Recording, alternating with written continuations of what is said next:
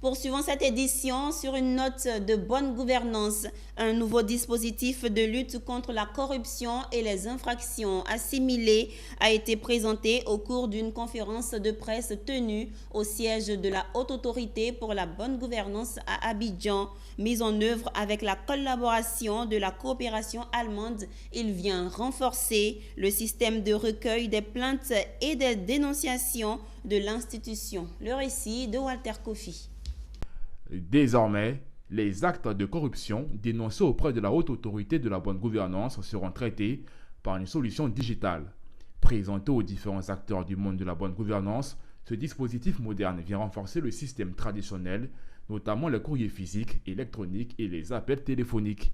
L'acquisition et la mise en œuvre de cette plateforme multicanale a été possible grâce à une étude détaillée et commanditée avec l'appui de la coopération allemande GIZ. Des mesures efficaces de lutte contre la corruption et de favorisation de l'intégrité renforcent la transparence, la responsabilité et la participation citoyenne dans la vie publique. Permettez-moi alors féliciter la Côte d'Ivoire pour le progrès qu'elle a eu durant les 10 dernières années en matière de bonne gouvernance et de lutte contre la corruption. Plus de pertes d'informations, l'application garantit la confidentialité et l'anonymat des requérants. La Haute Autorité de la bonne gouvernance annonce un dispositif disponible 24 heures sur 24 et doté d'une capacité de stockage des preuves de saisine sous divers formats. Jusqu'à présent, nous recevions les plaintes et les dénonciations par voie téléphonique et aussi par courrier, comme cela a été dit lors de la présentation. Maintenant, nous passons au digital. Vous appelez, ce sera enregistré et traité. Ce qui fait que les dossiers seront montés beaucoup plus rapidement et aussi les éléments de preuve seront disponibles.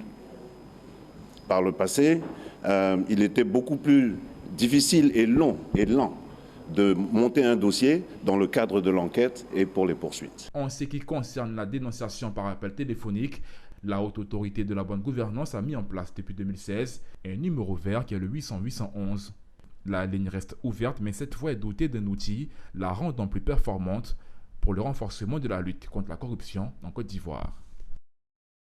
Abordons à présent une note sur le harcèlement sexuel au travail. Remarques dégradantes, propositions ou comportements à connotation sexuelle, attouchement non consenti. Une femme sur 5 serait victime de harcèlement sexuel au travail au cours de sa carrière. La Confédération générale des entreprises de Côte d'Ivoire se sent interpellée. 2 jours durant, certains de ses membres ont pris part à une formation et réflexion initiée par l'Organisation internationale du travail. Konena Nourgo, Ezekiel Siri et Doumbia Ayuba.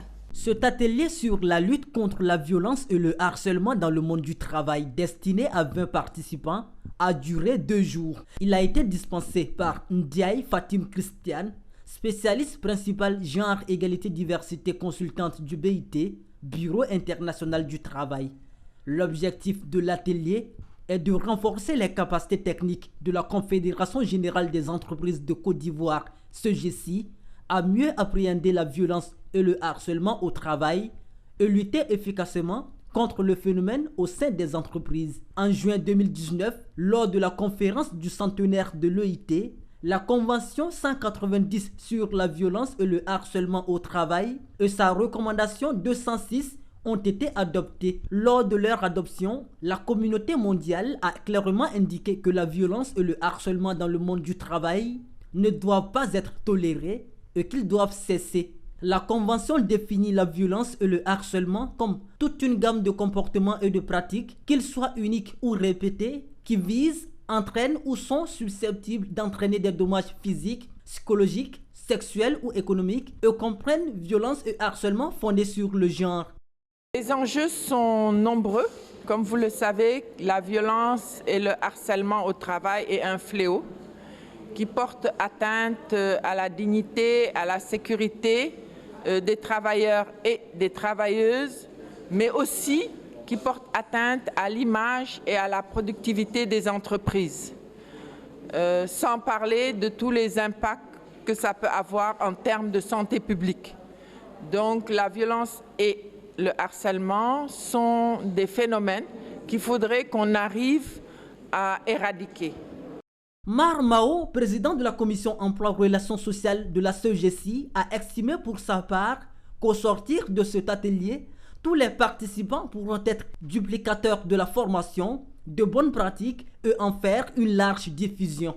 Nous pensons qu'au sortir de cet atelier, tous les participants vont être des duplicateurs et nous-mêmes allons prendre attache donc avec le bureau de Dakar pour pouvoir obtenir une copie de la présentation pour en faire une plus large diffusion. Cet atelier sur la lutte contre le harcèlement dans le monde du travail a été organisé par l'Organisation internationale du travail, OIT.